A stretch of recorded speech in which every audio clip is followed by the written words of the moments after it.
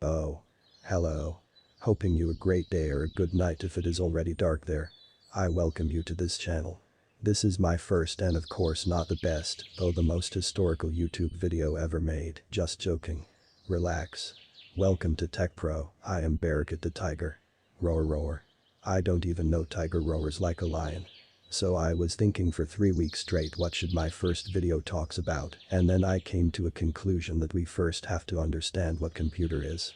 So in this video we will see every single component of computer and their uses. Without further ado, the monos.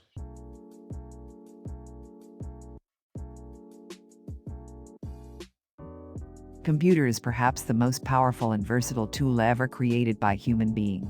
In today's world, the use of computers has increased so rapidly that we can no longer ignore them. Computers influence our lives in one way or the other. These days we see computers being used to perform several functions that have made our life easy. The list of services for which computers are used is a long one. What is a computer? Computer is an electronic device that can accept, store and process data under the control of a set of instructions. The instructions are called a program and stored in the computer when in use, so they can be executed automatically. A computer appears to be far more intelligent and informed than human beings, but the fact is, it cannot perform any task on its own. We need to give the computer instructions on exactly what it has to do. If an unanticipated situation arises, computers will either produce wrong results or abandon the task altogether. They do not have the potential to work out alternative solutions. Let's take a look on the major parts of a computer. The basic and major parts of computer are, as from the definition we talked about computer, it accepts data from input devices like keyboard and microphone, and then processed in the system unit, and gives out an output through output devices like the monitor, printer and speaker. The next topic will be the major system unit components. The system units is also called a case, or central component of a computer system, is a box that houses the motherboard, into which processor and RAM chips are plugged, power supply, as well as secondary storage devices like floppy disk drive, hard disk drive, and CD or DVD drive. The case comes in desktop or tower models. It includes a power supply unit and a fan to keep the circuitry from overheating. The number of buttons on the outside of the computer case will vary, but the on or off power switch will appear somewhere, either in front or back. So, the first component we are going to see is the motherboard. The motherboard or system board is the circuit board in system unit. The motherboard consists of a flat board that fills one side of the case. It takes care of the entire system task in one way or the other. The primary function of the motherboard is to serve as the base upon which a computer's components are built. It contains both soldered non-removable components and sockets or slot for components that can be removed, like microprocessor chip, RAM chips and various expansion cards. The major motherboard components. The major motherboard components are CPU, RAM, ROM, slots, chips and CMOS battery, etc. Let us discuss these components and their functions.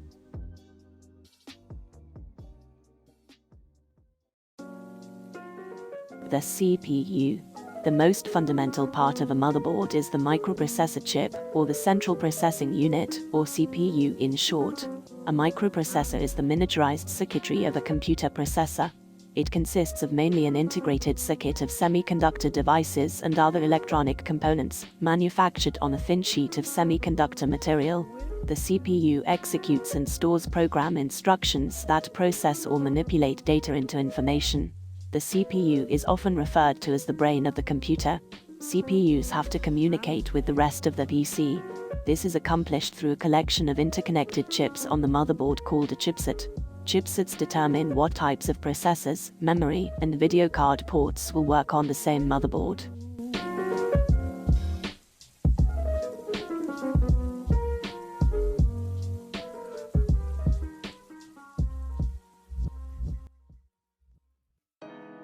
Types of microprocessors are the CPU. Microprocessors can be classified based on the following criteria.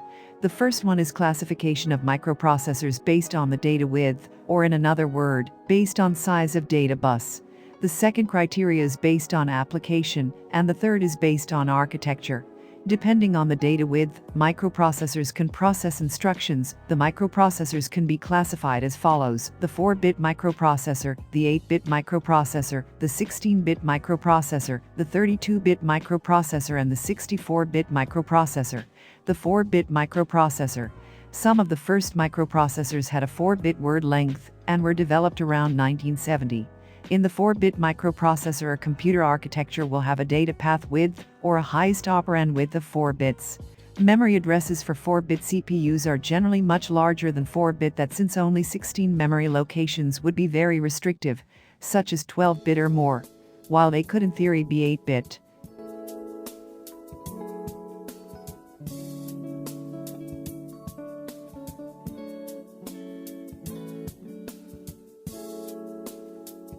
The 8-bit microprocessor, world's first 8-bit general-purpose microprocessor.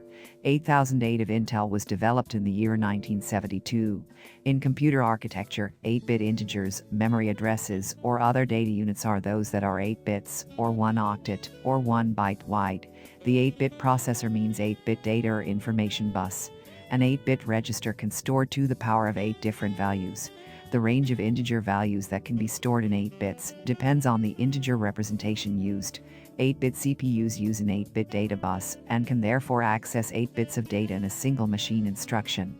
While in general 8-bit CPUs have 16-bit addressing, in some architectures you have both. The 16-bit microprocessors. In computer architecture, 16-bit integers, memory addresses or other data units are those that are 16 bits, or 2 octets, or 2 bytes wide. As x-bit register can store to the power of x different values. So as a result, 16-bit register can store to the power of 16 different values. 16-bit microcomputers are computers in which 16-bit microprocessors were the norm. Intel 8086 can be a good example of 16-bit processor computer.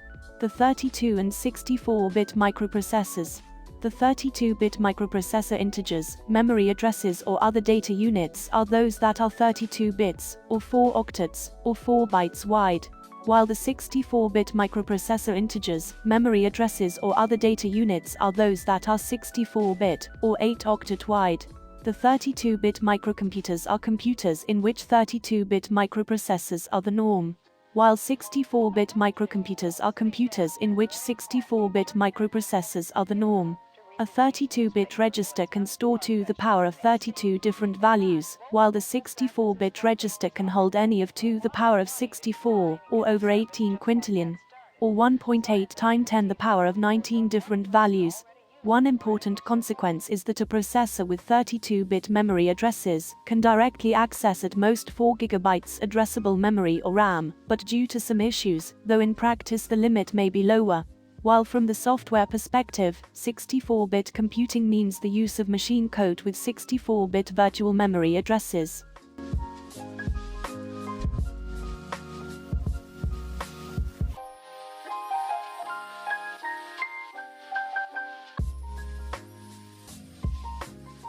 We have seen the classification of CPU based on data width so far. Now we will see the classification of CPU based on application. A. General-purpose microprocessor. General-purpose microprocessor are used in general computer system and can be used by programmer for any application. General-purpose processors are the target processors that probably first come to mind to anyone writing a computer program. B. Microcontroller. A microcontroller is an integrated circuit, or IC device used for controlling other portions of an electronic system, usually via a microprocessor unit or MPU, memory, and some peripherals. The prefix micro implies smallness, and the term controller implies an enhanced ability to perform control functions. C. Special purpose processors. Some microprocessors are built to perform specific functions. SPP or special purpose processors are designed to handle special functions required for an application. Some examples are digital signal processors and application-specific integrated circuit or ASIC chips.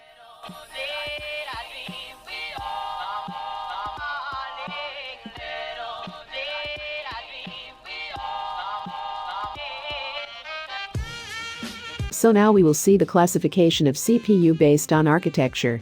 The types are the Reduced Instruction Set Computer, or RISC, processors, the Complex Instruction Set Computer, or CISC, processors, and the Explicitly Parallel Instruction Computing, or EPIC.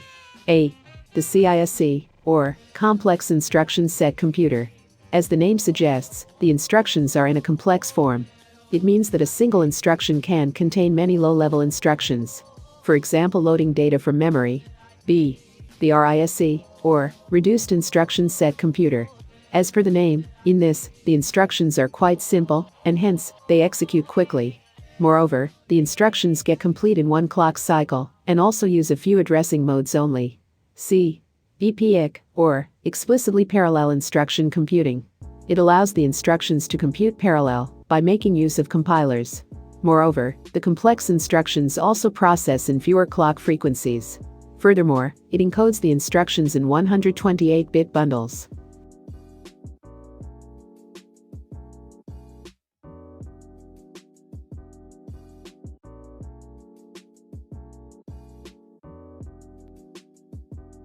Hello people. Wow, how was the video? I am Barakat the Tiger again. I am glad you watched the tutorial so far. I hope it gave you a detailed explanation, especially about the microprocessor. Let me remember you the topics we have seen today. The definition of computer. And from major system unit components we have seen the motherboard. Though we only covered one component from the motherboard, that is the CPU. So in the next video we will see the other components of the motherboard like memory, slot and CMOS battery.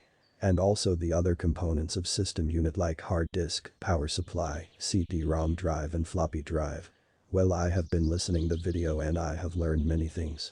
There are some questions that are prepared from the teachers who taught us. I have answered them so far. Can you answer them? Here are the questions. Don't forget to comment down your answers. See you in the next video. Roar roar. Oh, I don't even know tiger roars like a lion.